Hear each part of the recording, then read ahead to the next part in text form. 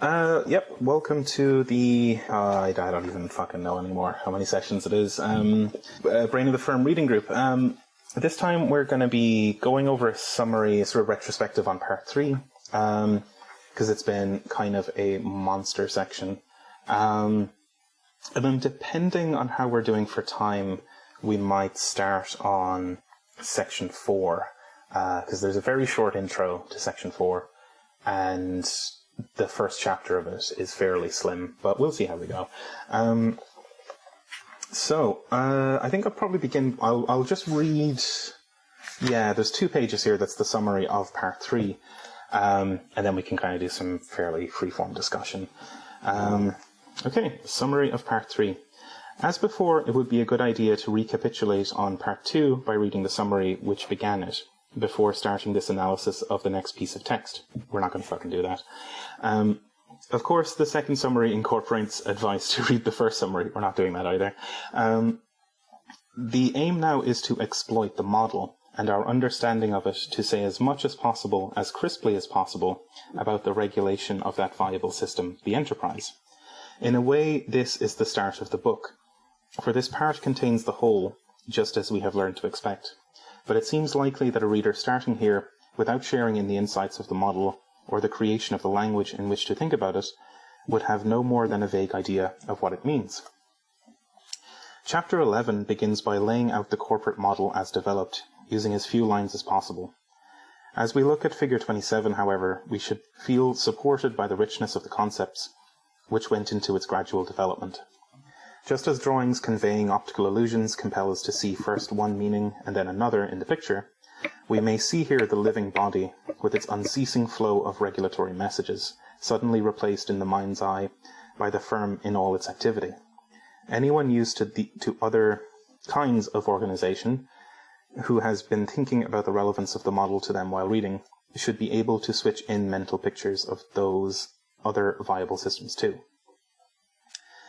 We go on to work out some rules for the operation of the system from the divisional point of view, noting the main danger points, and then ask how to quantify the messages which say what is going on. Next, in Chapter 12, come similar notes on the operation of the whole system, 1, 2, 3. All this should by now be easy to understand, because the pieces of the cybernetic jigsaw are being slotted into place over a crib, the picture of the firm as we know it already, which in so many ways actually works, although it is not usually described like this. But in chapters 13 and 14, the reading experience is likely to be very different. They deal with systems 4 and 5 respectively, and in both cases I am proposing very novel ways of interpreting the cybernetics of the model in terms of the firm. There is good reason for this. In most firms, System 4 is a fiasco, because it is not recognized for what it is, or what it should be doing, and because the capabilities of management science and the available computing technology are not understood. So I have invented this version of a company's System 4 as guided by the model. The examples given are exceedingly simple, but they actually work. Simple or not, they have proved to enrich the understanding of those few who have actually used them. As far as System 5, Chapter 14, is concerned, where we finally reach the top of direction of the firm, I have no treatise to offer on the total role of general management. This book is firstly about the structure of organizations, and when one has identified the suite of rooms where the buck stops, there is no more to be said about that. But secondly, it is about the process of regulation.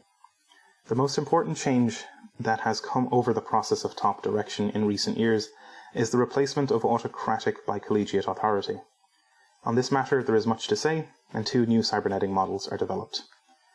The first is a brain model of the college itself. This draws on neurocybernetics at a different level from neurophysiology, which is why this part of the total model is not in part 2. The model is drawn at the level of cells, the neurons of the cortex, and it offers a quantified insight into the process of obtaining reliable decisions from unreliable elements. Let's face it, managers are not machines for pumping out correct answers, and neither in fact is the neuron. The second model comes from information theory and offers a totally new approach to the monitoring of complex decisions, while they are being taken by a group such as the first model considers. This second model is almost impossible to understand at all clearly without a fully worked out example, so I've included one. which is as simple as I could make it. But the technique is meant to handle very much more complex problems indeed than this one, and so it has in practice. The final chapter, 15, is very much a final chapter. I mean that it tries to say some exceedingly important things which could be understood only by someone who had read the whole book to this point, and it therefore sounds a bit metaphysical. I would like to convince you that it is not really so. If, therefore, you get that far, please try to take the last hurdle before embarking on the case history of Part 4. Okay, so I remember this whole part taking us quite a while to get through. So some real chunky chapters in here. Yeah, I guess let's throw it open to the floor. What do we think about this whole thing? Boast, go for it. So I just wanted to, I know that we skipped over it this time, but I'm really intrigued by his intention to have a structure that spans the entire book. Like you finish a section and you go back and then you read a summary, and then there's this structure that kind of weaves together in between things. And I don't know, I as someone that got a lot of joy out of reading some overtly complicated books like House of Leaves and stuff that does weird narrative structures, I really enjoyed that, and it kind of got me thinking of, maybe if it's not perfectly deployed here, what are some alternatives that actually enhance the learning experience when you're reading a book that could have those more abstracted structures going on that seems less tedious and more informative? Yeah, for sure. I kind of, I almost wonder if an alternative structure to the book would actually interleave these three main sections, where we have the sort of neurophysiological underpinnings, and then, wait, no, what the fuck are how does he split this up? He kind of does the basic cybernetics, right? The basic conceptual components, then the neurobiological analysis, and then the practical analysis. And it's a lot of vegetables to eat before you get to the cake. I kind of wonder if there's an alternative structure that would be able to split the book up more conceptually, but interleave all of those things. Maybe not. Maybe it really is the case that you have to get the nuts and bolts in place first. Jake, go for it. Yeah, I was just going back and reading the summary for Part 2 to try and also figure that out a little bit. I wasn't in this reading group for the first part of the book. I joined about at the beginning of or the middle of Part 2, but so I can't say that I can say I definitely got a lot from this last part, but also that was the full that was the only one where I was there for the full part of it, so that could play a role into it. But I really felt like this book, it did kind of unfold a little bit, like you were saying, that it's kind of Part 1 is the sort of setup of cybernetics, Part 2 is the sort of neurobiology, neurophysiology of it, and how that relates, and then Part 3 is actually okay, so what is the viable systems model? And so in that sense, Part 3 was definitely the most kind of, maybe not most rich, but the most directly applicable, I guess. When I started reading this book and heard about this book, I was okay, so how do I do this? How do I implement this? What does this look like? And Part 3 is really where that kind of comes to a head. So I don't know what an alternative model of this book would look like, besides just here's a shortened version so you don't have to read the background. But then it's you kind of don't get the whole thing that he's trying to do, which is lay out why this is necessary and why it makes sense that he's laying it out this way. But yeah, I definitely feel I got a lot more of an understanding of what it might actually look like to implement these in practice. And I don't know, I'm thinking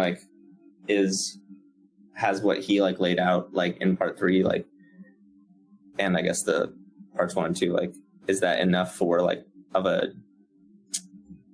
feel the earlier the Parts 1 and 2 are justifications for why he's thought of this way and why it's useful and why you should do it, whereas Part 3 and I guess Part 4 is him trying to do it. But I don't know, I mean, still like the book. I still think it's really interesting. I still think it was this was the most important to understand part, I think, Part 3. So that's probably why we spent so much time on it. Yeah, absolutely right. That's where it all starts to come together. Let's see, who's next? Brett.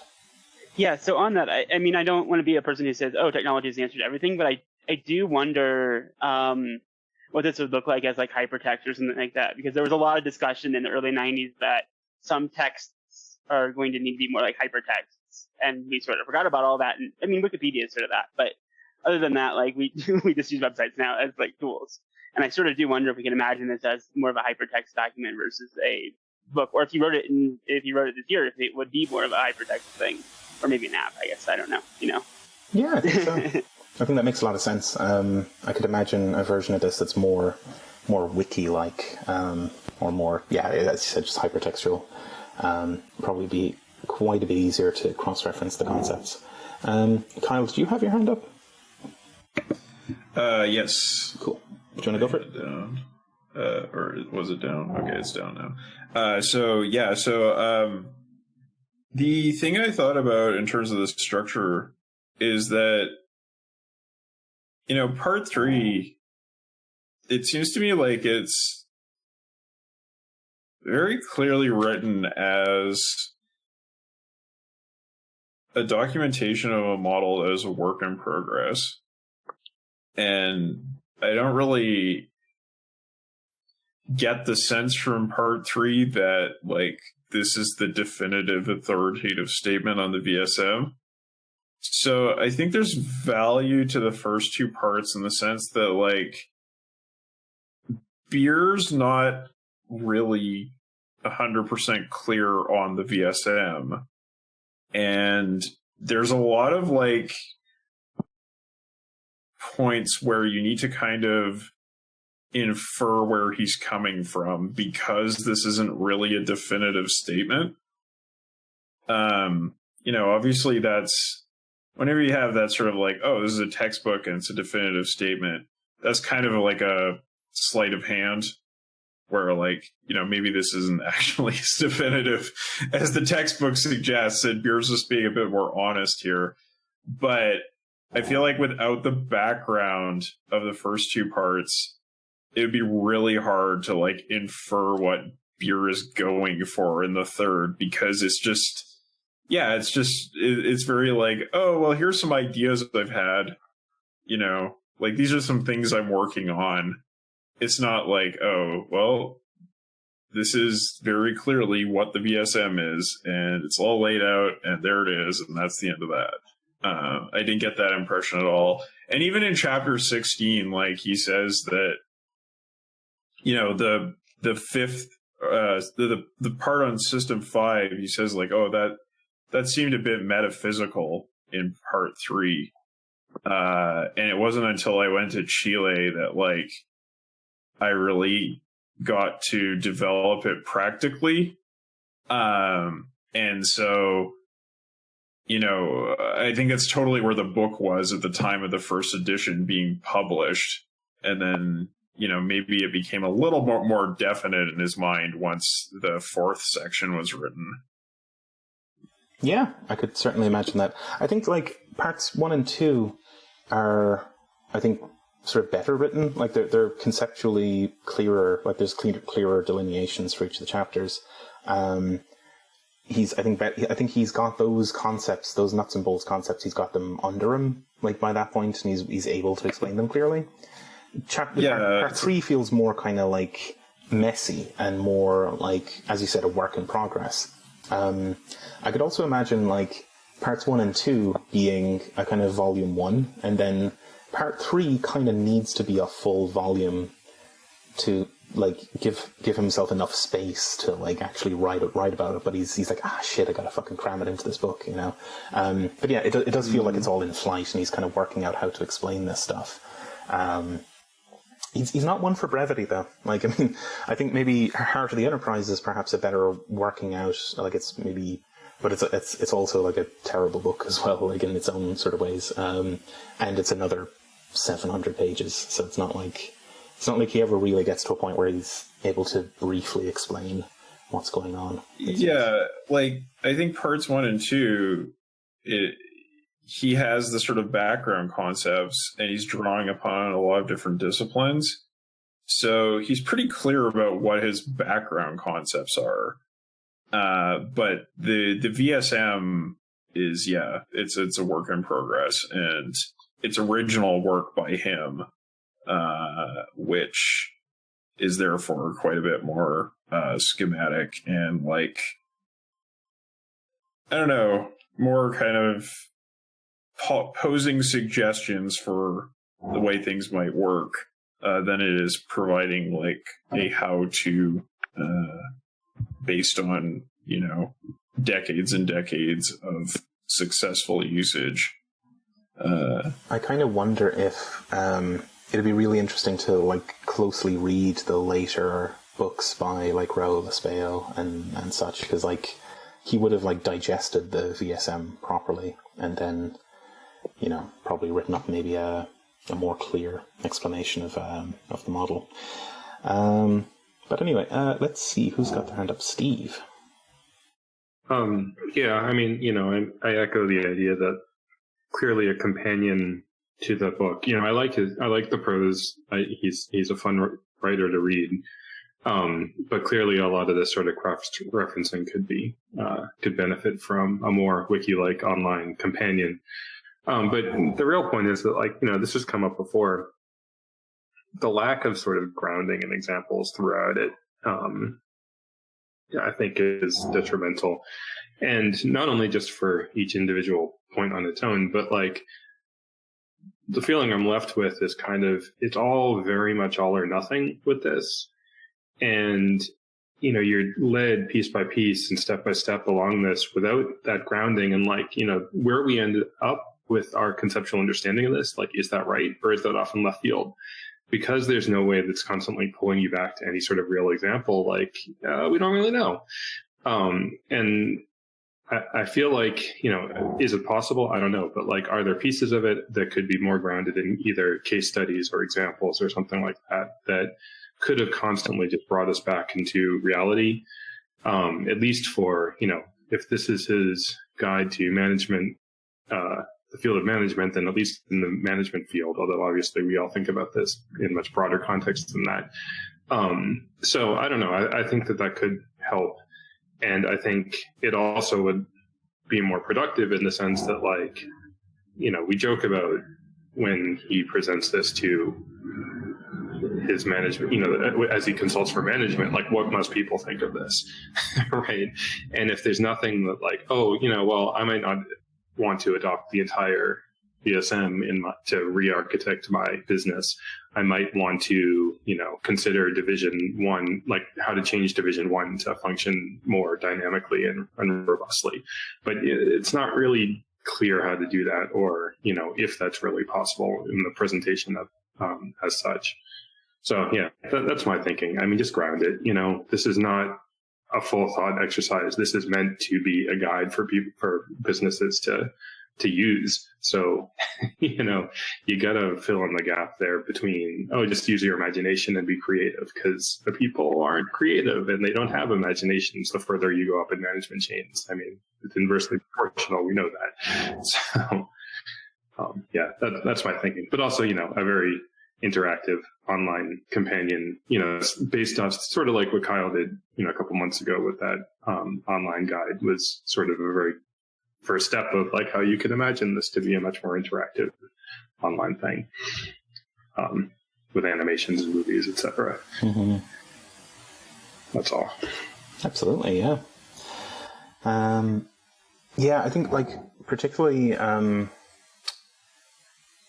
it'd be really nice to see people do case studies of non-business sort of organizations, I guess your sort of lefty organizing sort of efforts, but to kind of filter it back through those kind of lenses, because I don't feel that I'm in a particularly good position to kind of make all those cross connections, but there's maybe someone out there who could do it, and it'd be nice to have a sort of explainer for the model that also, for every concept, lists out a couple of different contexts in which you would think of this as an example of this from a community kitchen is X, Y, and Z, or an example of this from, a labor union is X, Y, and Z, and so on. Okay, we had a flurry of hands there, and I'm not sure in which order we're going, but let's go with Jake.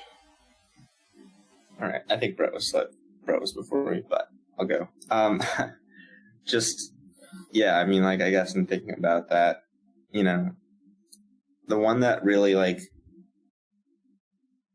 has been most difficult for me to, like, kind of map onto, you know, like my lefty organization has been, like, the System 4, you know, because I think so often, I mean, he even says this, right, in, like, I think in the intro to, or, like, intro to System 3, or to the part 3 of, like, System 4 is one of the most, like, difficult to, like, pin down, and, like, so often its roles are kind of, like, scattered, or not considered to be part of, like, what he considers System 4. And it's just, like, that idea of, like, so it's difficult to sort of think of, well, first of all, like, the metrics, like, what those metrics look like when you're not dealing with something as simple as, like, we're spending X on, you know, this, and this, and we've taken Y, so therefore these things. You know, that's, like, for sure one of the things that's been most, like, difficult for me. But then also, like, the idea of, like, not siloing off, but, like, trying to put that function together with, like, sort of an outward facing thing, because I think most people want to think of themselves as, like, aware of the sort of ecosystem that they, like, organize within, and, like, you know, kind of runs up against that, like, idea of, like, not quite the same level of, like, capitalist, like, managerial CEOs, like, wanting to control their fiefdom, but just, like, people wanting to, like, say, like, oh yeah, I know the people involved in this kind of thing, or I know the, like, groups doing this, and so therefore, like, don't worry about dealing with them, or don't worry about trying to connect with them, you know, which is, like, ostensibly you want to, like, combine this all into a System 4, but yeah, I don't know, I guess maybe it's, like, a little bit of a tangent from what we're talking about, but that's just been the thing that I've been most, and it's so lacking, right, the idea of, like, of trying to, like, model what you're doing and then, like, predict forward. It really doesn't happen within, like, leftist organizing, I would say, except for, like, people that say, like, well, we have this kind of goal, and, like, have we reached it yet? No, let's keep doing what we're doing, you know, but there's not, like, a, like, well, if we did this thing, then this would happen. Let's try doing this thing, you know? I just don't see that happening as much, but it seems very important, and I'd like to figure out what it would look like in practice. Yeah, definitely, right? Like, yeah,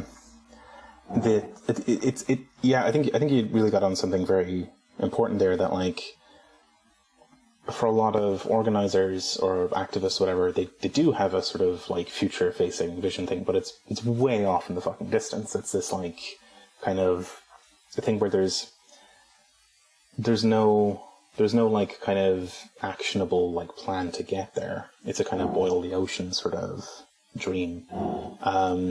And I think what sort of folks in, like, startup stuff have kind of discovered is that it can be quite difficult to, like, cook up metrics for, like, what you're trying to achieve, but the process of doing that is extremely valuable, because you're then forced to confront these kinds of things of, like, what are we actually trying to do? And is there any way it could be kind of measured, even in very fuzzy terms? Is there any kind of way we could measure it and make actionable kind of progress on that?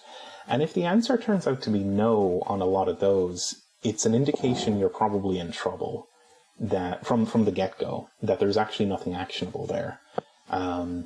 Whereas I think we went over this in the sort of session where we talked about a lot of this, but, like, for the sort of tenant organizing stuff, right, you'd have to just decide, like, are we trying to increase membership in this organization, or are we trying to, like, decrease the number of evictions down towards 0 or something? And I feel like that process of talking over those points and picking out a couple of things, that they don't have to be, like, iron metrics that everyone is ultimately held to.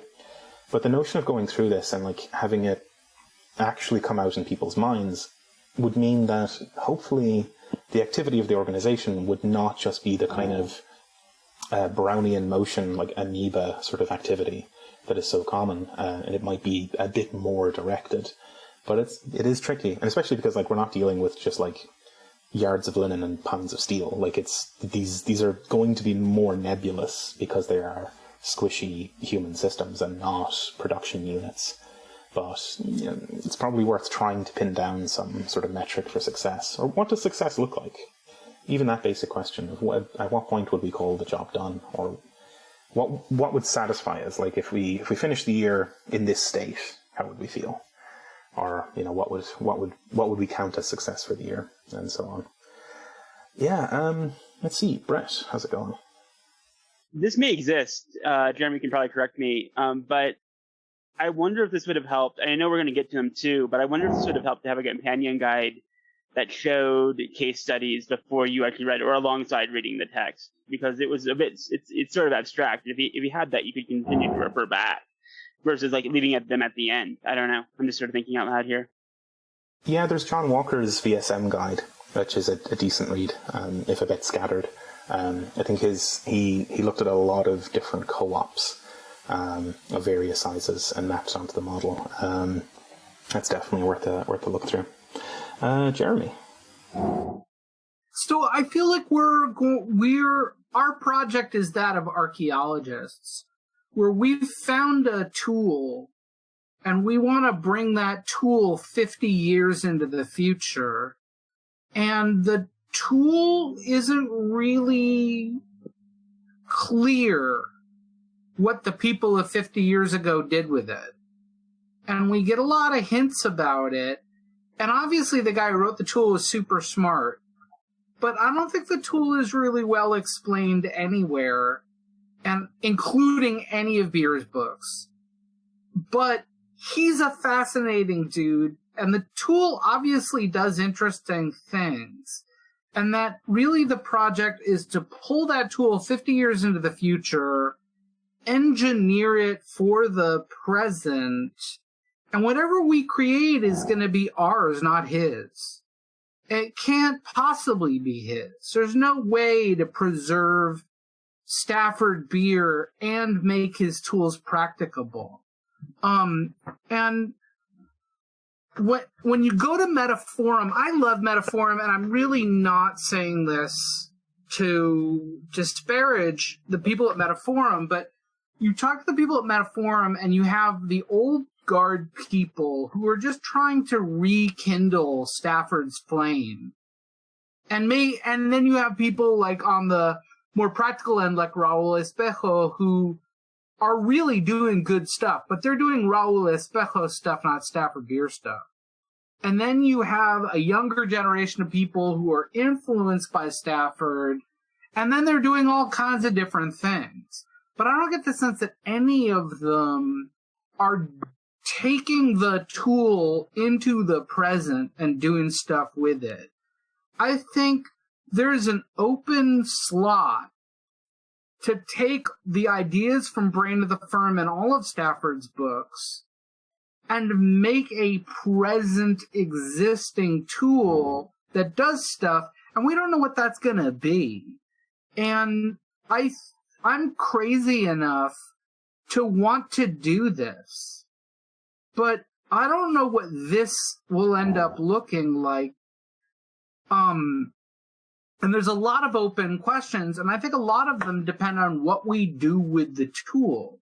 And I think really, really going through Brain of the Firm on a highly, highly granular level can give us a lot of hints on what to do with our tool we make. But I don't think it's possible to read Stafford Beer and do what Stafford did. I think the world has really changed in 50 years, and I don't think he left enough information that you could replicate what he did. Yeah, totally right. It does feel like we're in very uncharted territory, and even the map that exists isn't like it's a very good map, but it's not as much help as we'd like it to be. Because I think we would really love this to be a silver bullet where it's like, holy shit, all you got to do is read these 300 pages and you're fucking golden, right? It really isn't like that. And like even stuff like in chapter 17, where he gets really into, we were going to come up with this predictive system, and then a paper came out a few months earlier, and it was about Bayesian analysis. Now, in 2020, Bayesian analysis looks nothing like it did in 1970.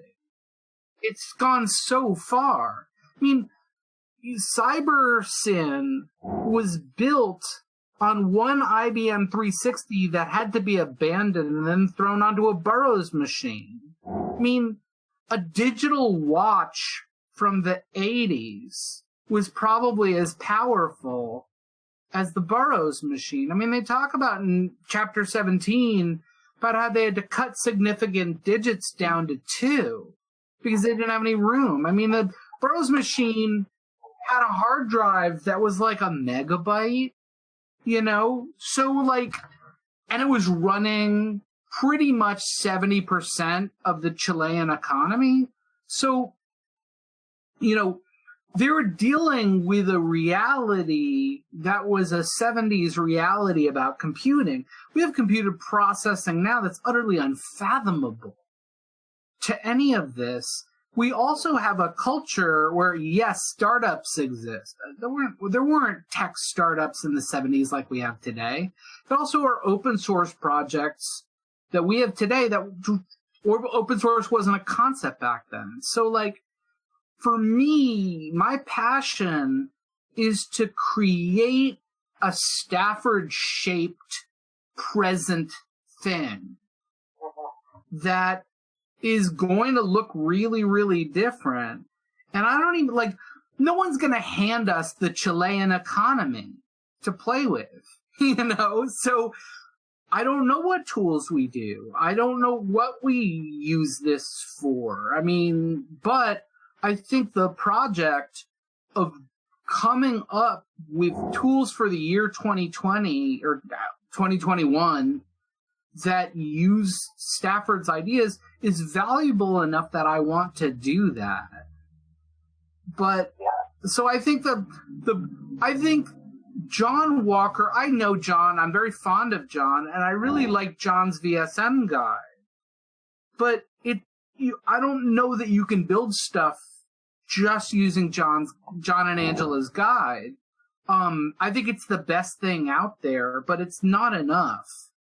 I think we're the ones to build the right tools.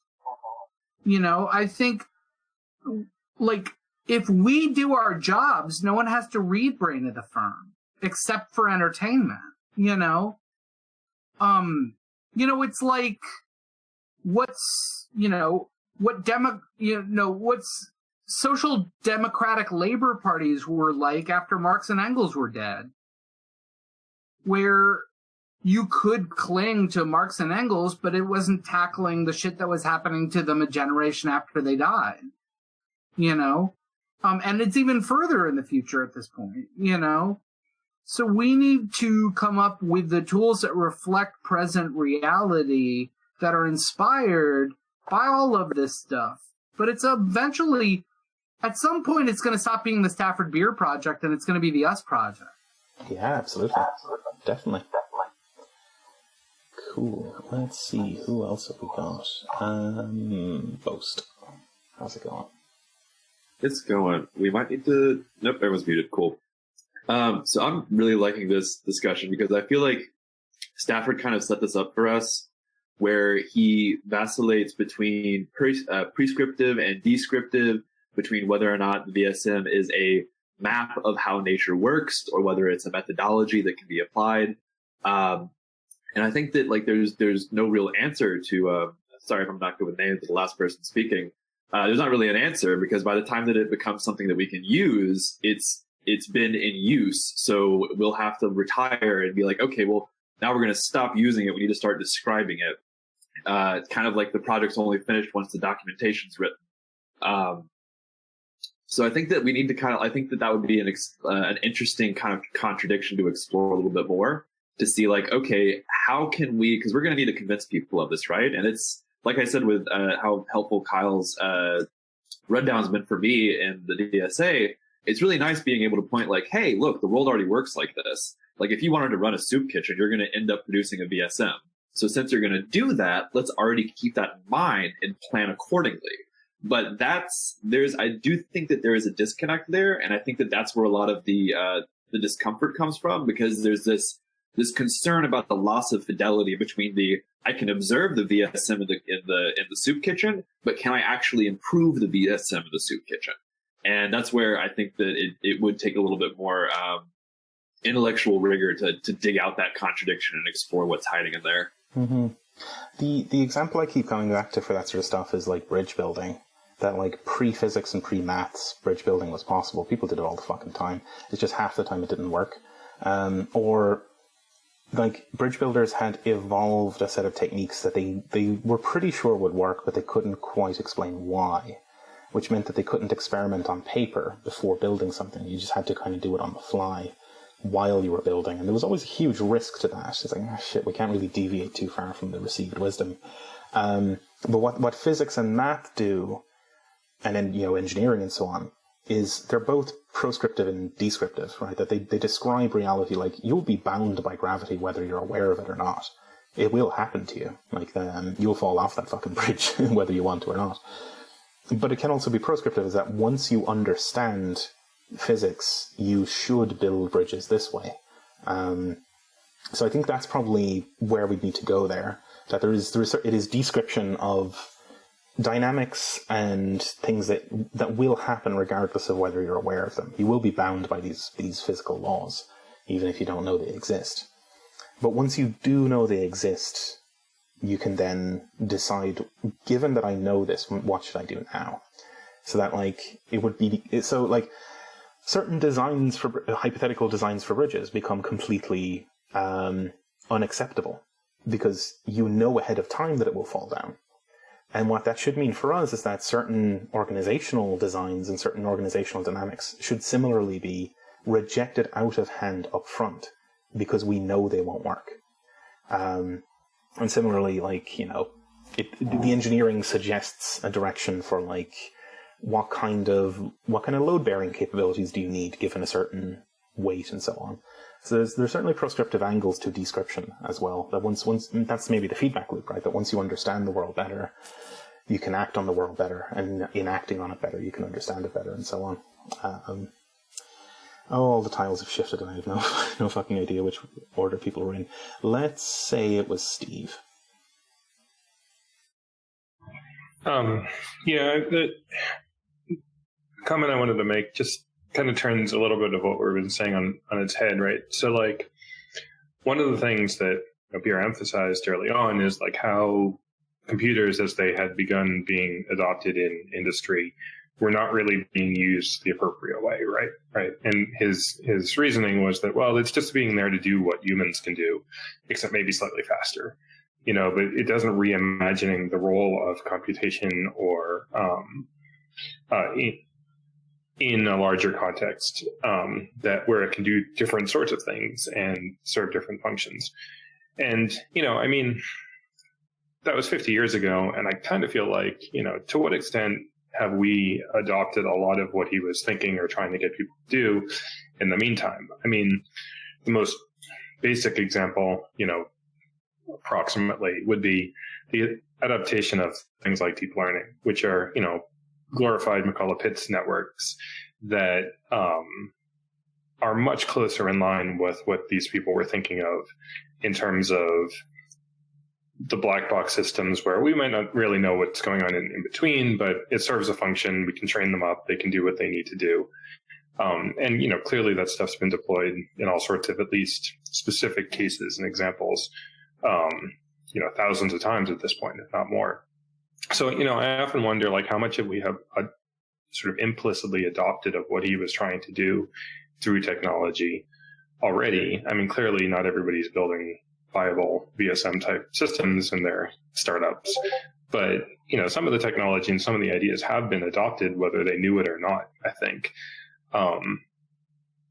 And what I think is just sort of missing is the sort of bigger picture. How is the whole thing? How is the organization? How's the structure of this all working together in a more viable way that actually does what you want it to do the best way you can? But, I don't know. That's sort of my comment.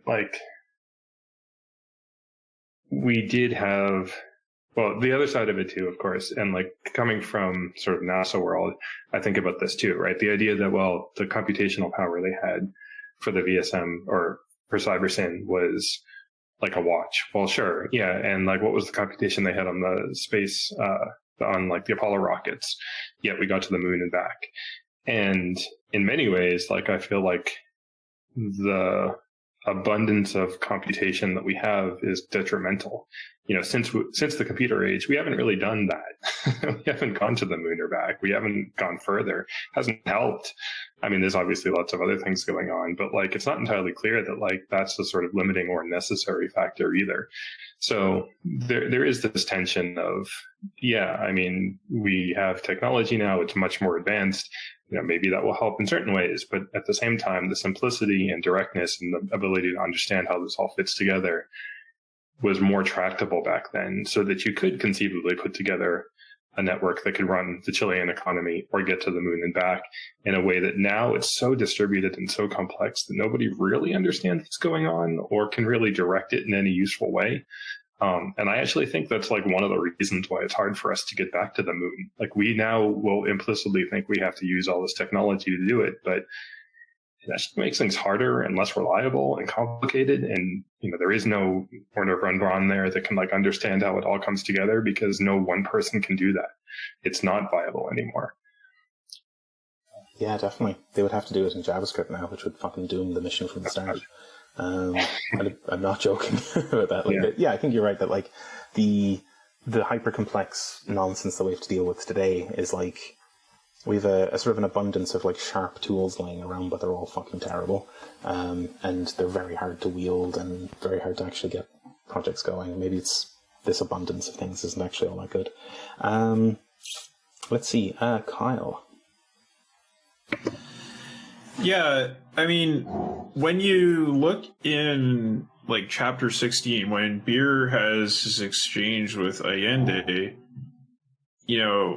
Allende sort of asks him, like, well, if this is such a good idea, why haven't all these rich countries with much better computers already done it? And he's like, well, they didn't understand management cybernetics. So, it's not the amount of computing capacity we have is certainly not irrelevant.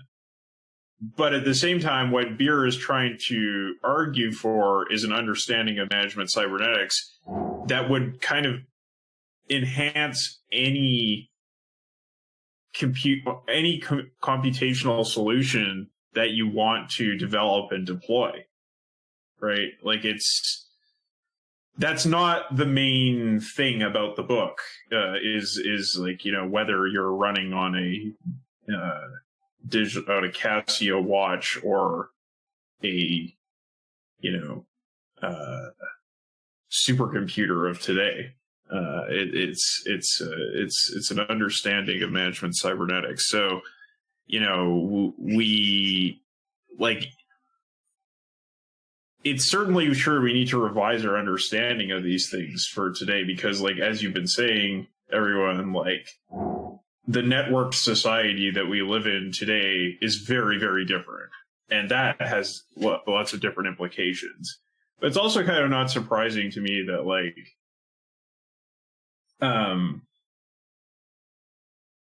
this has been left by the wayside in the same way that it had been in Beer's time. Like, there still had already been, like, a lot of computing history up to the point of CyberSyn being developed. And the combination of these two approaches wasn't really explored until they tried it. Indeed. Yeah, I think I'm in agreement on that like, the point is the techniques, the general techniques, and not so much the computational stuff. But, the computational stuff is interesting, and the computational stuff is tools you can use once you understand the techniques in general.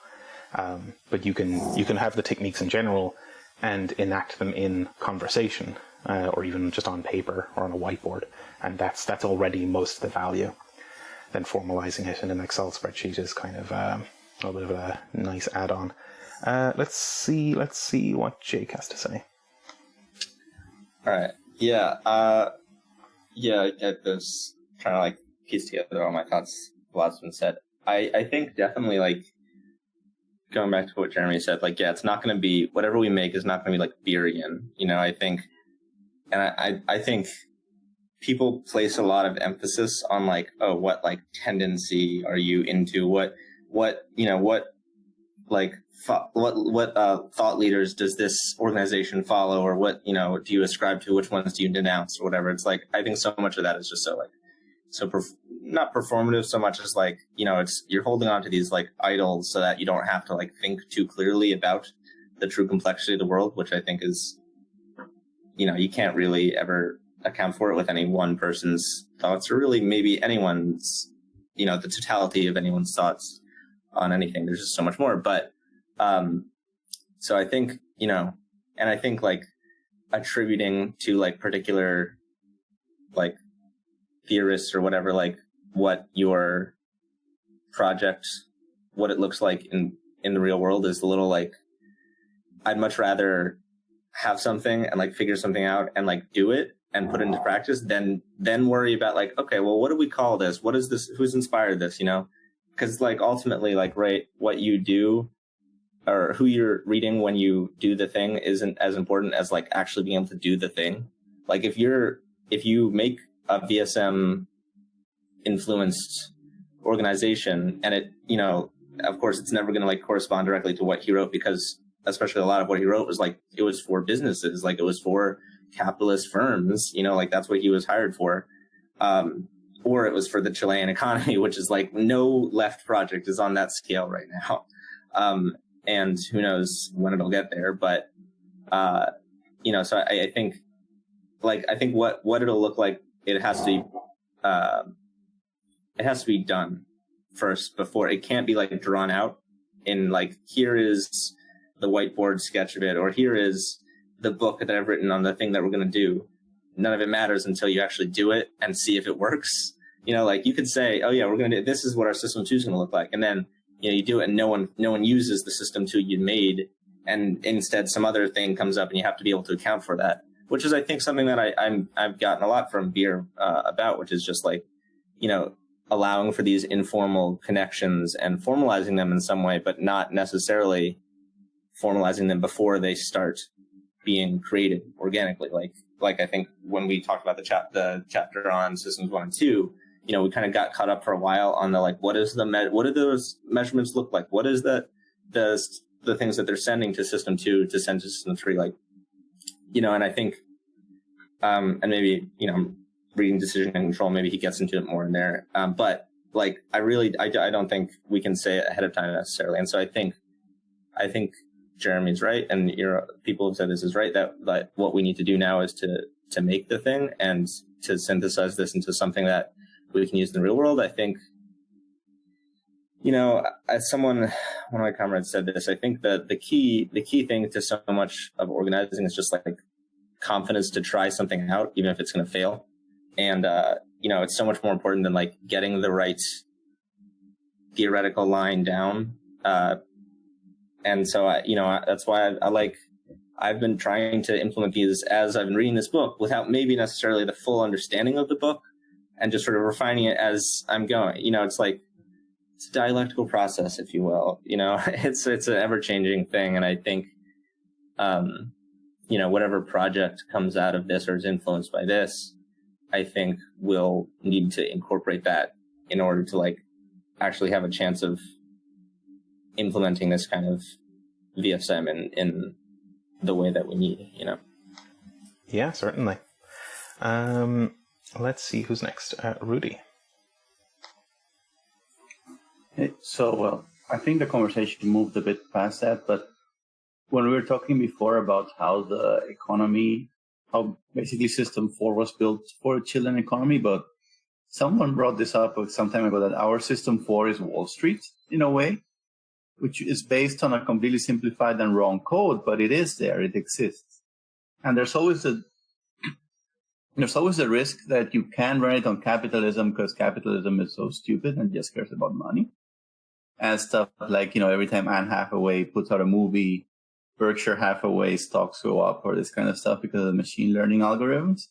But on the other hand, you know, there is like, it could be possible. I mean, if millions of people are spending, thousands of people are spending millions of dollars to get better and better machines to game Wall Street. Like, there could be a pressure for a similar thing in the planned economy. Because the technology is there. And I think to Stafford Beers' point of why others haven't done it, was because there's a gigantic path dependence. Like, only sometimes when you scrape out everything and you try to build society up new is when you can change things. Because if you are like, say, François Mitterrand coming in France, 1970s, 80s, and you're beholden to the rules of the game, there's so little you can do, or like Syriza, that you end up flunking. Yeah, that's the stuff about sort of Wall Street, or I guess the existing sort of infrastructure of capitalism is interesting, right? That like, even if it doesn't like add up to a viable system in the sense that we kind of know it's doomed anyway. Even just like paying attention to the basic cybernetics of it would be important. That like, if all of that infrastructure acts as a gigantic homeostat, which forbids like Bernie or fucking anyone from actually changing, it's like an enormous gyroscope. If you nudge it, it just goes right back to vertical.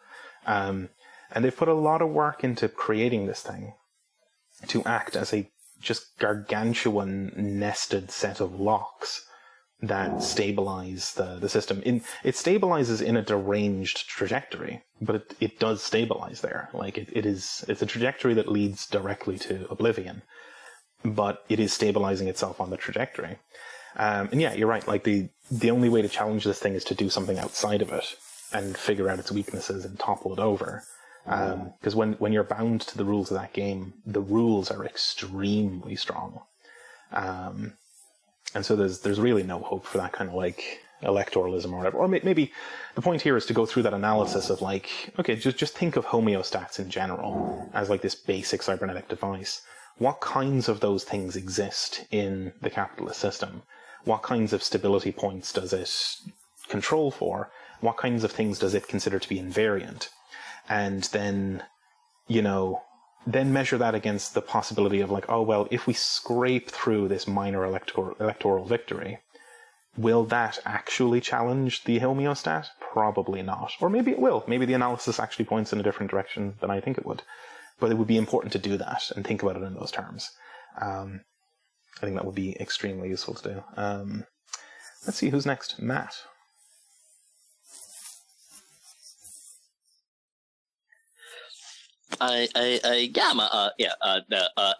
Echo stuff before. Yeah, the point is definitely not, to just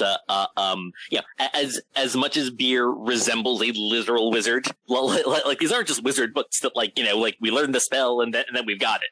I mean, and as someone mentioned, the things changed as the books were being written. And I would say like the bleeding edge of this, or at least the only one who's writing like in a way that's like public and free, would be I've posted a couple of times that blogger Harish, who talks about a bunch of like management cybernetics and like second order cybernetics and stuff, and like very, very, very cool stuff. And like I mean, we're gonna have to do a synthesis, including stuff like Toyota management practices that have been in dialogue with this kind of thing, and yeah, I mean, I don't know.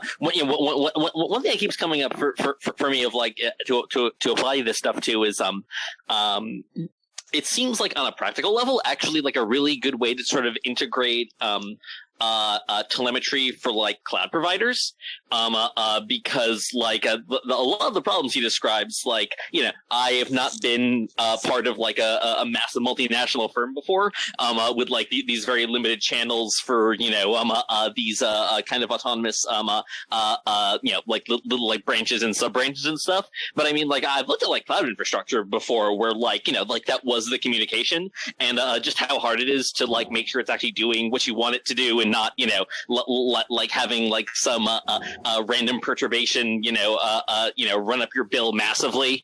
Like I don't know, I feel like in terms of just like making sure that it's operating within certain parameters and just overall doing what you want to, I feel like applying the VSM to that might be, I don't know, consulting business or something as just like an experiment. Yeah, that could definitely work, right? If you could refine the concepts by sort of having these things stabilize those kinds of deployments, right? And they would have the benefit of being basically entirely virtual right there. virtual infrastructure. You don't have to move buildings around to make that happen. The notion of I don't know, it was something you said about like the tree structure of things left me kind of thinking that like this maybe rhymes with the other stuff we've been talking about like the contemporary like network society stuff being quite different from the context in which Beer was writing. But like I do get the feeling throughout a lot of Brain at the Firm that like there's a fairly strong assumption of a like very Fordist sort of way of organizing labor, that like there is this kind of like fairly structured hierarchy and kind of direct relations and kind of direct and unambiguous relations in the control structure, whereas things seem a bit more distributed and weird these days, particularly because like people work multiple jobs and have various kind of precarious overlapping sort of situations. And even in firms you can have these kind of like more blob-like kind of structures where it's not entirely clear that you can resolve it into a tree very cleanly. So that's worth bearing in mind. I think Beer does kind of smuggle in some of that mid-century stable labor compromise sort of stuff, and that like fairly well-regimented society, which isn't here anymore. We're much more screwy and weirdly tangled. But yeah, who have we got? Lyle, let's go. Hi. Yeah, I'm going to try to reflect on a lot of things that multiple people have said. I guess I'll start with talking about, I keep coming back to People's Republic of Walmart and people like Stafford Beer, and like coming from an academic computer science background, and that's my work right now. I'm a PhD student. I've always I've noticed that like the most exciting theory, the most exciting thought comes out of people actually doing the thing, and reflecting on it, and continuously doing the thing and reflecting on it. I mean, that's how Stafford Beer came up with like all this VSM stuff. Like he wasn't an academic, like he was a consultant. He was all continually doing stuff. And People's Republic of Walmart, like we have won the socialist calculation debate, but that was done by Walmart and Amazon, who are actually doing the humongous coordinated control of like this national economy sized operation. Like that's kind of what I'm seeing in my work right now, is like all this kind of navel gazing in the theory land is not, it's not really like fulfilling or really useful unless you focus on a problem and do the thing. And I think there's a lot of, I've been peering through a lot of the operations research, and I think that's the place to mine whatever Amazon and Walmart are doing. What was I getting at? But yeah, I think like Matt said, a consulting business where we actually do the thing and try out different things might be the best way forward. Or even just doing it in DSA, of course. Yeah, that's all I have to say. Yeah, I think putting the rubber on the road with DSA stuff and the organizing and stuff seems to be a really fruitful way forward for like testing the stuff. I guess it's the stuff Jake's been on about, so like really testing the stuff in practice and going for it, and then we'll learn from that. Yeah, cool. I just remembered my last point. Sure. So in operations research, like there's systems dynamics. Systems dynamics is not part of operations research, but like the two combined has actually been garnering some really interesting results, and kind of maybe that's the way forward in kind of determining these laws of how organizations function. Mm-hmm. Absolutely. Yeah, we should definitely be looking to where the contemporary literature is on all this sort of stuff. And I guess, yeah, if you've got any good leads on that, you can dump them into the Discord channels as well. I'll have a little rifle through that. But yeah, it is important to remember that like this, beer stuff is from the 70s, and there is contemporary stuff going on now. And I guess even like, yeah, at the Walmart level, like, it's, I don't know, I sort of, I sometimes get struck by this weird impression that it's like, it's a very strange position to be in, like, advocating to socialists for them to, like, catch up to the lessons that the capitalists have learned from them, you know? Like, it should be easier to convince socialists of this stuff, given that the capitalists have already proven all this shit correct. You know, like, it's such a fucking strange position to be in at the moment, where you have to, like, do a hard pitch on a lot of these ideas to people who should already be sold on it. And even just catching up to where the enemy is on this stuff. That's a big task, you know, getting our kind of group consciousness caught up to even today is a big project. And that's, you know, by the time we do that, the fucking enemy will have moved on to the next thing. So we've got a hell of a task ahead of us.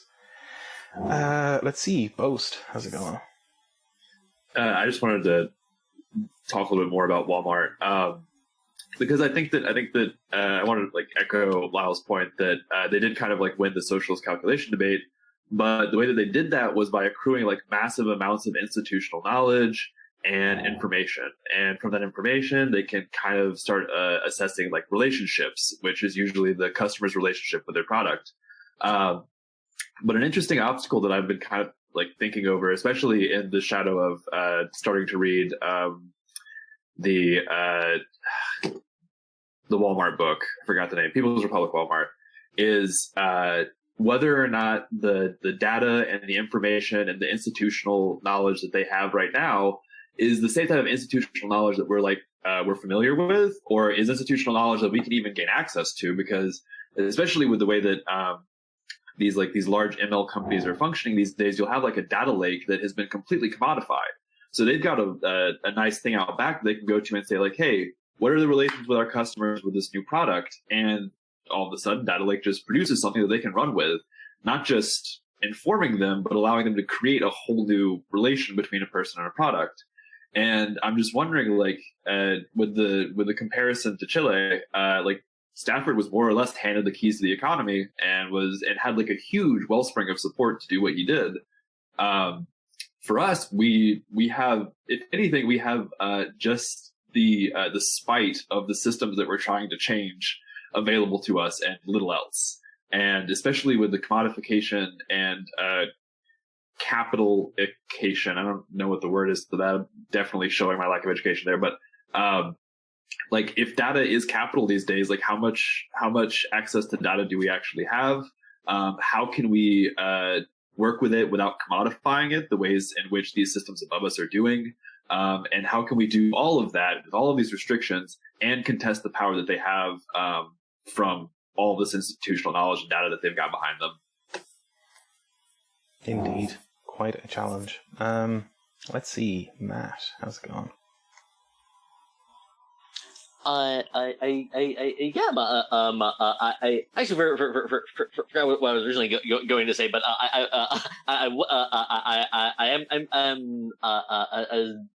to give an answer to what our comparative advantage is that I think we're not really bound by a lot of the same incentives that like a big company is. So like a huge enterprise, like they've got their data lake now. Someone probably had to fight tooth and nail to actually create, but like they also they can't they can't take full advantage of like process mining. They can't really take full advantage of all these things that allow us to that could like make a business like a lot more efficient. Sad David Graeber passed way too early, but I mean like all the stuff in bullshit jobs, like I mean we can just not do that.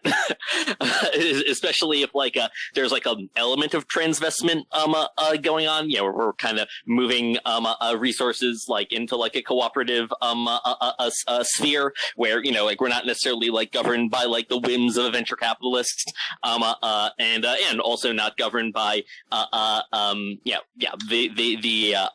norms and absurdities and strictures of capitalism. Yeah, but I think there's a lot of advantage to be had there. Oh, and I was going to say, yeah. I mean, it is kind of wild how there is kind of an answer to why the rich countries aren't doing this. Is that we just took them a while to start doing it.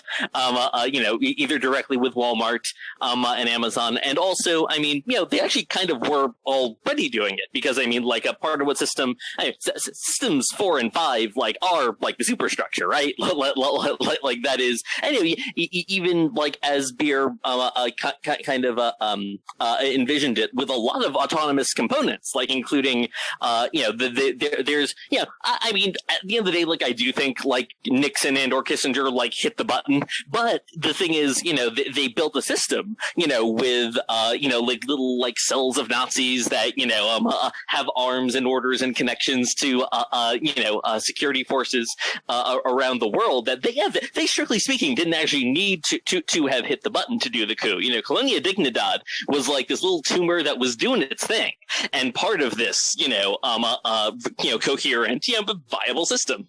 Yeah, Gladio will act on your behalf even without needing to necessarily give the order, right? On the thing of us not being bound by the same incentives, I think it was, I don't know if it was in our Discord or if it was in the Swampside one, but that little bit with the cops trying to figure out how to disrupt anarchist organizing, and they found that they couldn't cut off their funding because they simply didn't have any. These people have no fucking money anyway. What the fuck are you going to do? Stop the checks that they're not getting from going to them? They found that basically they were stumped as to how to disrupt the funding supply of this operation that simply didn't have any. These people are dumpster diving all the time to feed themselves. They're not getting a funding pipeline. There's some advantages to not being. There are advantages to not playing the same game as the enemy is. Okay, let's. Who's up? Jake. Yeah, just to kind of to touch on that, and to sort of the idea of why capitalist countries, why the more first world countries, whatever, haven't implemented this, is because of momentum, and it's because of well, this worked, so why do we change it, and sort of on that idea of, if all the tools, if the only tool you have is hammer, everything looks like a nail, especially to talk about the cops, if all you got is a gun, everyone looks like a criminal, everyone is a target to them. And so these sort of other methods that they have to devise, they're having trouble figuring it out, because it's this isn't what a normal, they're not trying to play within the system, so how does the system handle them? But I think that also gets to the idea of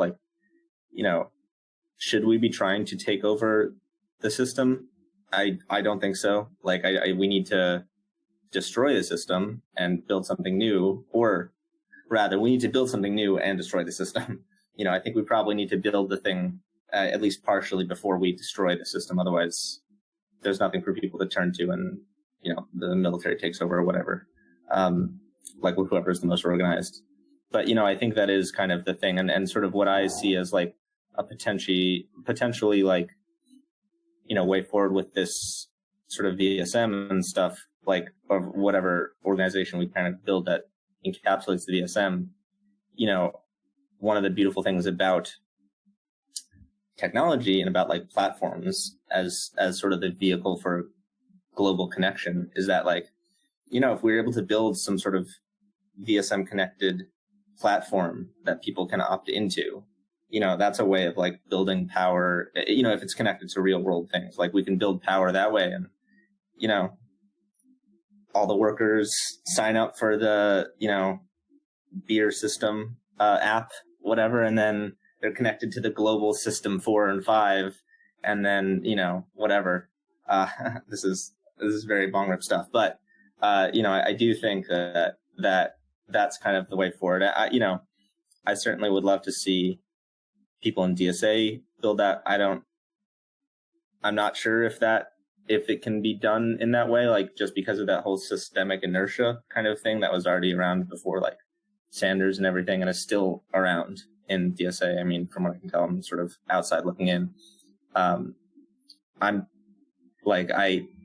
why I'm in the Marxist Center and not DSA, just because there's less historical baggage, and therefore like less of these people who have these little fiefdoms from which they can control things and don't like, maybe that's my own personal experience with like the Philly DSA is pretty bad, pretty like class reductionist and very top down, so maybe that's also like influencing my opinion on the national situation. But I think where there's no, and I also like want to be cautious of not being like, well, the trick is just to split and form our own party. It's like not that kind of thing, but there is maybe some kind of that in there, which I'm hopefully that's not my main impetus for it. But I do think there is like, where there is space to create new structures, we should take that, whether it's in DSA or not. But for me personally, there's more space in Marxist Center to build it, so that's what I'm doing. But I think, the beauty of, I think VSM sort of influenced organizing is this idea of not like modularity, but like a little bit of that, where it's like pieces can kind of fit together in a way.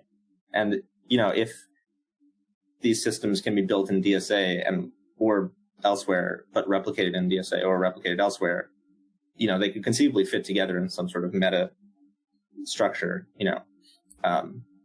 just another system one into the VSM, or whatever. But I think the technology is there now to do this sort of stuff in a way that was not like you're talking about and when Beer talks about like what the situation was in Chile, it's like it is clearly not a technological like limitation that is holding us back, but the technology being so much further than it was then now is like, I feel like it opens up the way forward a little bit easier. It's like, yeah, I mean, and if we can seize Amazon and just take AWS, I mean, what does that do for the global proletarian System 5? Indeed. I love this notion of union.app or whatever. You just double click on it and it does the thing. On the modularity and the recursive, I think there's something very important there that like, I think for me, one of the big values of the VSM is that it's, because it's a recursive structure, you've kind of already got the answer at each layer. So you don't have to like figure out, how should we organize a chapter or a local branch or whatever. And then like, but then how should we organize a cluster of these things? Because the answer is already there. You organize it the same fucking way you did the first one. And it's like, but how are we going to organize a national structure? It's the same answer. Like you already have the blueprint for the general structure of these things. And it means that these things should no longer be novel problems after a while.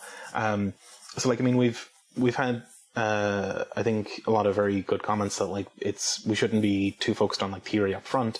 You have to like learn all this stuff in practice. But I think as the ball gets rolling, one of the valuable things here is that like you can kind of hand people a briefcase with all the stuff they're going to need, like a toolkit, like a doctor's bag. And it's like, I assure you that everything you're going to need is inside this bag. And it's like, here, look, read these 50 pages, and they describe like basically step-by-step lists of how to do things. Because that's how things become contagious, and that's how social processes scale, right? Like, like the door handle is always on the right-hand side of the door, or whatever, or like, you always drive on the right-hand side of the road, or whichever side you drive on in your country, but like, there's always the same answer to the same question. And it means that you don't have to then have every little microsect figuring out its own structure and its own kind of stuff, because you get to a point where there's just a sensible standard answer to this kind of stuff, or a sort of near standard answer for a lot of the generalities and the skeleton of the thing, which would mean that a lot less time would be wasted on figuring out stuff. So I think hopefully, as practice proves out the theory, you would end up with just like, these are the standard procedures. This is the manual for how to do this stuff. And you'd get to a point where people can just kind of take it on faith. And it's like, okay, we have a new venture that needs to happen. Like, we need to go and organize tenants in this district or whatever. This is what the manual says, and we just go and do it, and glowing success, hooray, on to the next fucking thing. The details of this stuff should recede into the background, and it just becomes background radiation. It's just infrastructure. In the same way that, like, driving on a certain side of the road, it doesn't rise to your attention very often in daily life. It's when you get it wrong, it rises to your attention. When you find yourself on the wrong side of the road suddenly, then you're like, wow, holy shit, there's a correct side of the road to drive on. But because it's such a common piece of infrastructure for your life, it's unremarkable. It just kind of melts. The rules of the road melt into the background, because they're not really the point. It's getting around the place is the real point. I hope whatever comes of this research, gets to a similar place. I hope nobody remembers it ultimately in the long run, like, because it just becomes unremarkable social infrastructure. Let's hear from Kyle, and let's maybe think about wrapping up then. Yeah, I mean, that just brought to mind the point in chapter 16 where Beer talks about how the people who were working on the CyberSyn project had, the right background knowledge to just fucking do it, to actually, like, hit the ground running and work on it. And I think there's a lot of value there because, yeah, like, they're working under extreme time constraints and resource constraints, but they did have, like, a common language, which was partially Beer's work and partially just general cybernetics understanding. And so, that's probably the thing that we need to foster, and building the right tools, like, or rather, like, as you said, building the right toolkit, because if you have a common conceptual language and you have a common toolkit, you can get a lot done if you have a purpose in mind and the right people. So I think there's a lot of value in taking that approach. Yeah, absolutely. I mean, we can even look to labor stuff, right? The trades, construction stuff. Like, once you've got somebody that's gone through their apprenticeship and is decent at what they do on the job, you can just dump them on a site and be like, hey, make a wall. And they just make the fucking wall. Because, like, there's never a question of, like, oh, which kind of hammer should we use? There's only one kind to use for this task. Just get the fuck on with it. Like, you don't find construction workers just fiddling around with bullshit and kind of discussing the way to screw a screw into a wall or whatever, or what kind of dowels do we use in this type of masonry. There's only fucking one, or maybe there's two, and it's like there's this situational thing that you have to, like, well, if the wall's going to get wet, you have to use this dowel or whatever, or this insert. But, like, you've gone through your training, like, your stuff, you hit the fucking ground, and you get shown, like, oh, what's the plan for the building? Fine, okay, great, where's the material? There it is, let's get to work. Let's get it fucking done. I would love to see organizational literacy in general rise quite a bit higher amongst socialists, so that we could get towards that sort of thing where there'd be so much we wouldn't need to talk about at that point. We would just be able to crack on with getting things done. Like every new situation we go into, like every new effort at organizing workplace, or every new effort at organizing tenants in a building or organizing some district of the city, they shouldn't be entirely novel encounters. Like there should be so much shared knowledge and shared infrastructure, and so much stuff that just you don't need to keep asking the questions over and over again. There's a handful of techniques, you pick them off a menu and you just go for it. Yeah, organizational literacy I think is the main thing to go for as the basics for this stuff. Because like I think pitching the VSM in its entirety is, and all of its gnarly details is maybe a bit much. But telling people about feedback, and like learning, those are pretty basic concepts. Or like homeostasis, like, oh, what if there was an organizational dynamic that stabilized things? Basic nuts and bolts stuff I think would be very valuable to us.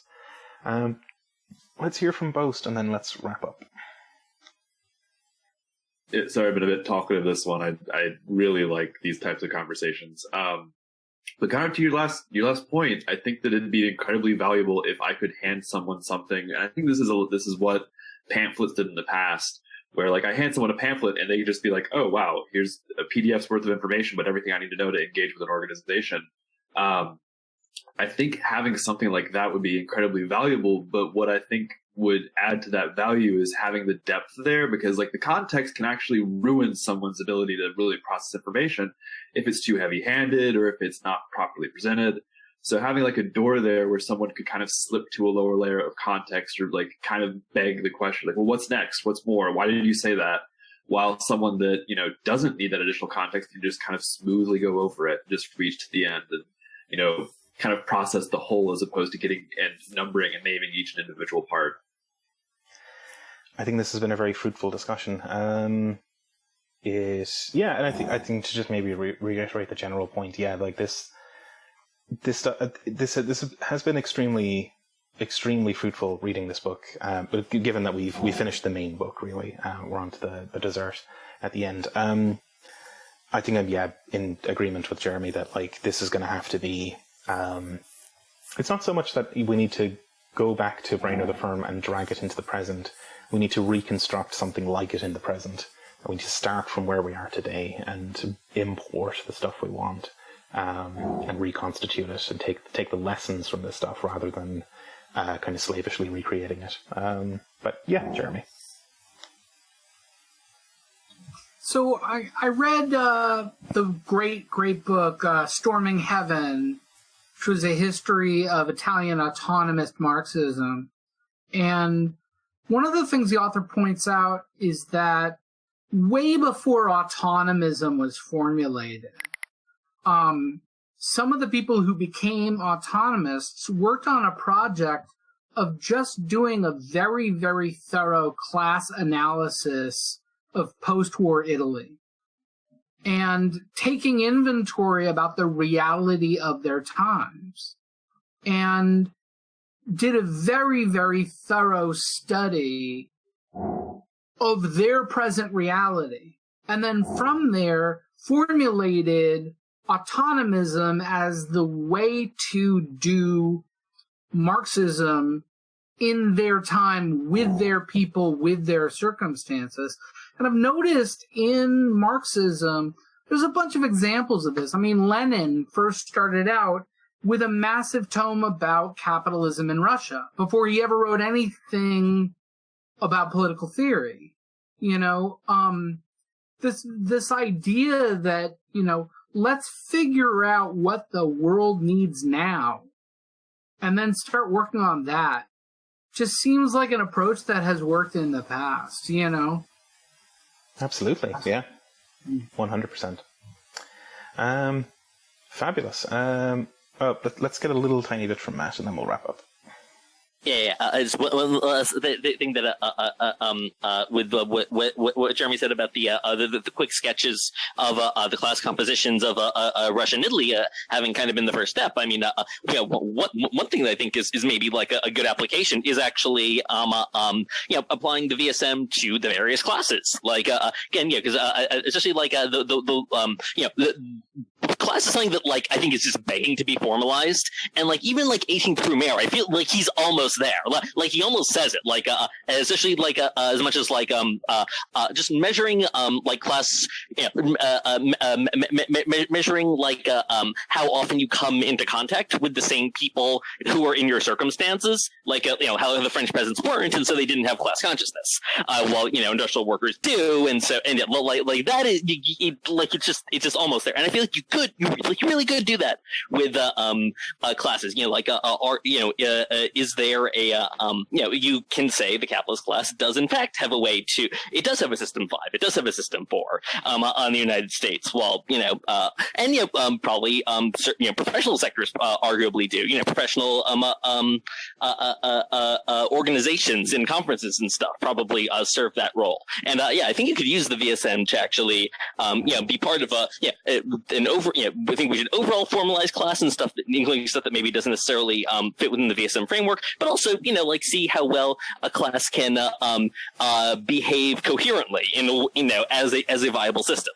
Yeah, absolutely. I think that would probably be more fruitful than trying to think of just like capitalism with a big C as a viable system, because I think there'd be a problem to just taking some identified object as like a full object in itself. I think it'd be more useful to think of these classes as these systems and so on, and to maybe challenge our ways of breaking this stuff down. But yeah, this has been a fabulous session, people. Next time we'll be starting section 4 and chapter 16. They're fairly light, fairly short, but getting into the historical account of what happened in Chile from Beers' perspective. So yeah, thanks everyone. We'll catch you again next week. Bye bye. Thanks everybody. Later, y'all. Bye. Bye.